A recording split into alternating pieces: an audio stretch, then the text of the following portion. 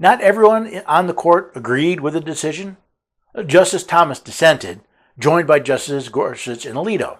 To promote democratic accountability, the Appointments Clause establishes a default rule that all executive branch officers must be appointed by the President with the Senate's approval. Article 2, Section 2, Clause 2.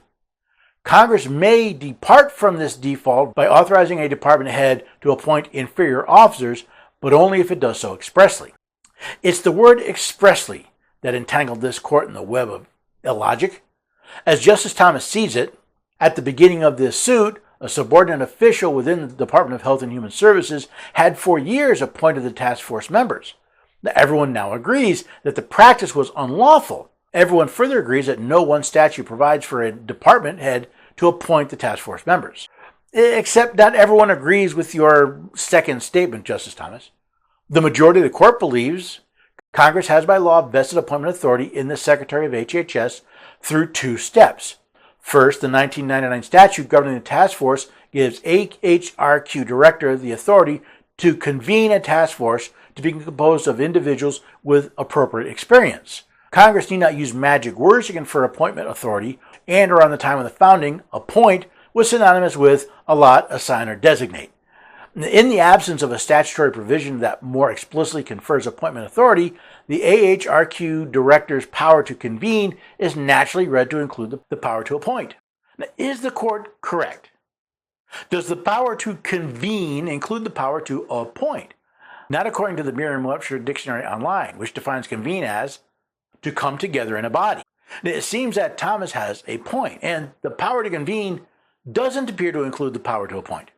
For example, under Article 5, Congress is required to call a convention for proposing amendments. That does not include the power to appoint the delegates. The lack of a statutory provision to confer appointments does not confer that power. The fact that Congress screwed up doesn't mean the courts can read into their laws. But what about their second step? Second, Reorganization Plan Number 3 of 1966, ratified by Congress in 1984, transfers to the Secretary all functions of the public health services and its officers, employees, and agencies. This explains Justice Thomas's statement that at the beginning of the suit, a subordinate officer within the Department of Health and Human Services had for years appointed the task force members. If the power of the AHRQ director were transferred to the Secretary, that would seem to fix the legal problem. Well, maybe.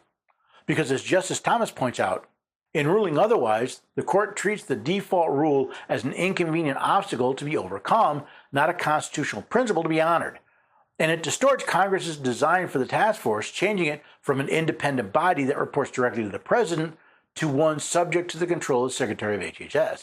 It seems the more I look at this case, the more tangled the web gets.